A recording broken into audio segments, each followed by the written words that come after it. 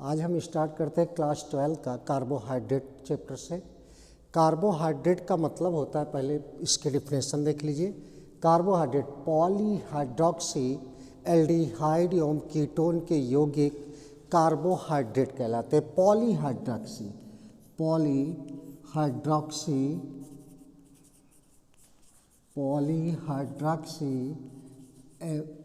Aldehyde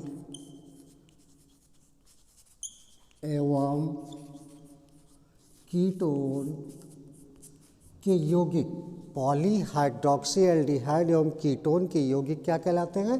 carbohydrate कहलाते हैं। क्यों इसका नाम कार्बोहाइड्रेट पड़ा?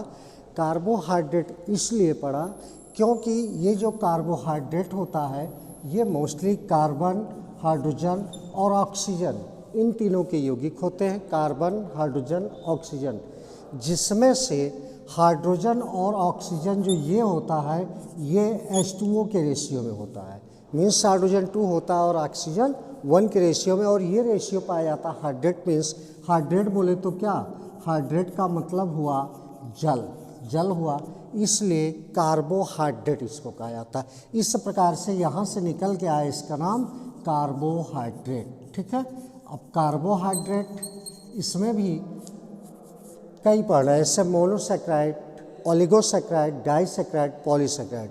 तो मोनोसैकेराइड जो मतलब जैसे ग्लूकोज, फ्रक्टोज, इस टाइप के जितने भी यो हैं वो मोनोसैकेरा हैं। और इसमें पॉलीसैकेराइड में जैसे हम स्टार्च की बात करें या जो 10 अणु से अधिक, यानी 2 से 10 तक ओलिगोसैकेराइड कहलाता है, और 10 से अधिक देता है तो वो कहलाता है पॉलीसैकेराइड। अब हम बात करते हैं, देखिए पहला हो गया मोनोसैकेराइड,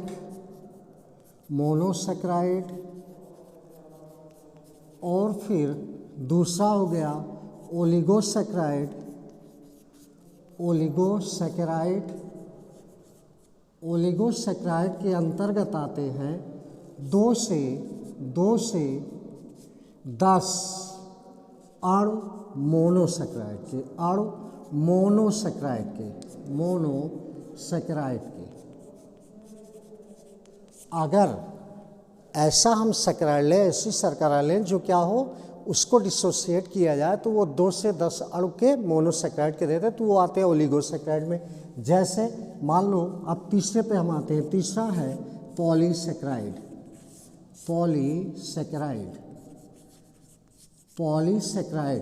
जिसमें 10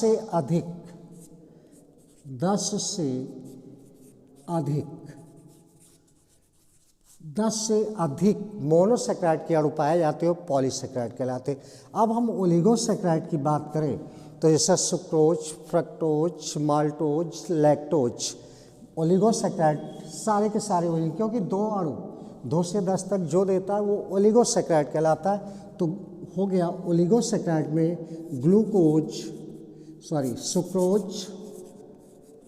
सुक्रोज, माल्टोज और लैक्टोज, ये सब आपके हो गए क्या, ओलिगोसैकेराइड। अब ओलिगोसैकेराइड में देखिए, ओलिगोसैकेराइड में हम लेते हैं सुक्रोज को, और जब सुक्रोज का जल अपघटन करते हैं, हाइड्रोलिसिस करते हैं, किसका, ओलिगोसैकेराइड में, स्पेशली सुक्रोज का। तो सुक्रोज से देखिए क्या क्या हमको मिलता है। अगर हम ले लें क्या, हम लेते हैं सुक्रोज C12H22O11, इसका हम हाइड्रोलिसिस करें या OH करें, वो भी डाइल्यूट HCl के प्रेजेंस में अगर इसका हम हाइड्रोलिसिस करते हैं, जल अपघटन करते हैं सुक्रोज का, तो इससे हमको मिलते हैं 2 एटम, और वो भी समअणुक मात्रा में। समअणुक मात्रा में मतलब जो 2 अणु मिलेंगे वो दोनों बिल्कुल इक्वल होंगे, उनकी मोलर कंसंट्रेशन, जो मोलर सांद्रता होगी या मोल की मात्रा होगी वो बराबर होगी। तो इससे हमें मिलता है एक C6H12O6 और प्लस C6H12O6, ये आपका है क्या, ग्लूकोज, और ये हो गया फ्रक्टोज। अब दोनों में अंतर देखिए, हमने कहा कि दोनों मोनोसैकेराइड हैं, ग्लूकोज और फ्रक्टोज दोनों मोनोसेक्राइड हैं। ये दोनों का सम अणु के मिश्रण जो है ये कहलाता है इनवर्ट शुगर। यहाँ से एक नंबर क्वेश्चन बनता है और टिप्पणी भी लिखने को आता है कि इन्वर्जन क्या है। तो इन्वर्जन का मतलब प्रतीपन, तो इसको हम बोलते हैं प्रतीप शर्करा, प्रतीप शर्करा या invert sugar, invert sugar, invert sugar, ये हो गया प्रतीप शर्करा, इसे बोलते हैं। और इस प्रोसेस को हम बोलते हैं प्रतीपन या इन्वर्जन। इस प्रोसेस को बोलेंगे इन्वर्जन।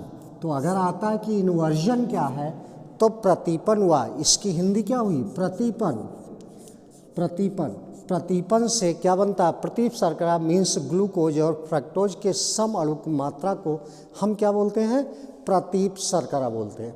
अब हम यहाँ पे स्टडी करेंगे एक कंपाउंड ये ग्लूकोज और एक कंपाउंड ये फ्रक्टोज। रियल में होता क्या, दोनों में देखिए कार्बन 6 है, hydrogen 12, oxygen 6, carbon 6, hydrogen 12, oxygen 6। लेकिन ऐसा नहीं है, इन दोनों में अगर इसका आप स्ट्रक्चर ड्रा करते हो तो इसमें मिलेगा एल्डिहाइड फंक्शनल ग्रुप और इसमें मिलेगा कीटोन फंक्शनल ग्रुप। अब हम इस दोनों कंपाउंड का स्टडी करते हैं आगे। चलिए देखिए भाई, अब आते हैं ग्लूकोज पे। तो ग्लूकोज का, ग्लूकोज, ठीक है, ग्लूकोज,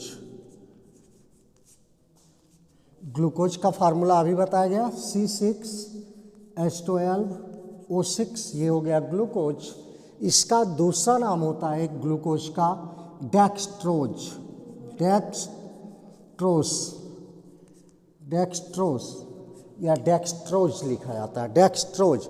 और एक नाम, चूंकि ये कहाँ पाया जाता है, ये पाया जाता है ग्रेप्स, अंगूर में, इसलिए इसको बोलते हैं द्राक्ष शर्करा, द्राक्ष शर्करा के नाम से भी जानते हैं। और डेक्सट्रोज क्यों बोलते हैं, क्योंकि ये डी प्लस ग्लूकोज होता है। क्या होता है, डी प्लस ग्लूकोज होता है। और डी प्लस डेक्स्ट्रो रोटेटरी, हमने पढ़ा है आपको, डेक्स्ट्रो रोटेटरी यानी दक्षिण ध्रुवण घूर्णक, ये होता है दक्षिण ध्रुवण घूर्णक, क्लियर, दक्षिण ध्रुवण घूर्णक, डेक्स्ट्रो रोटेटरी, उसकी हिंदी होती है डेक्स्ट्रो रोटेटरी मीन्स होता है ये, इसकी हिंदी इंग्लिश देखिए, डेक्स्ट्रो, डेक्स्ट्रो रोटेटरी मीन्स होता है दक्षिण ध्रुवण घूर्णक। और ये जब डेक्स्ट्रो रोटेटरी होता है इसलिए हम डी से रिप्रेजेंट करते हैं या प्लस सिंबल से। अब हम बात करते हैं ग्लूकोज के स्ट्रक्चर की। ग्लूकोज के स्ट्रक्चर में कैसे हमको कार्बोनिल समूह मिलता है या एल्डिहाइड फंक्शनल ग्रुप मिलता है। चलिए देखिए ग्लूकोज का स्ट्रक्चर। ग्लूकोज का फार्मूला आपके पास है C6H12O6।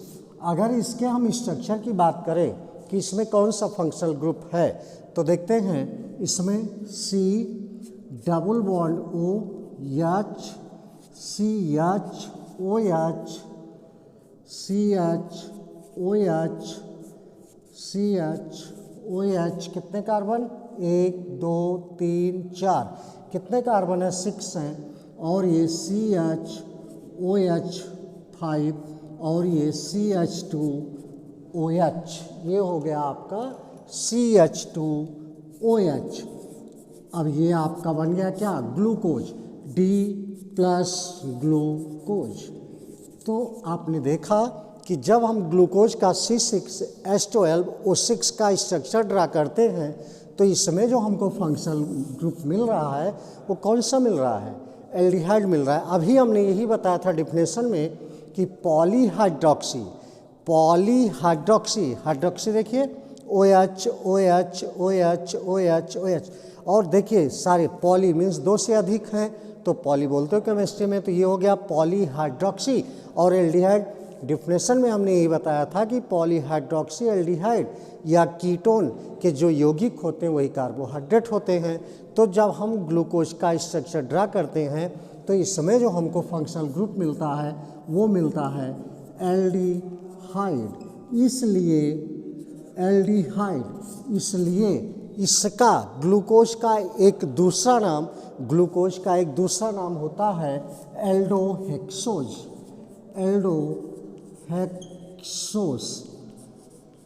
ठीक बेटा, समझ में आया? बस ये बात हुई ग्लूकोज की। इसके बाद इसकी प्रॉपर्टीज और प्रिपरेशन की बात करेंगे नेक्स्ट लेक्चर में। थैंक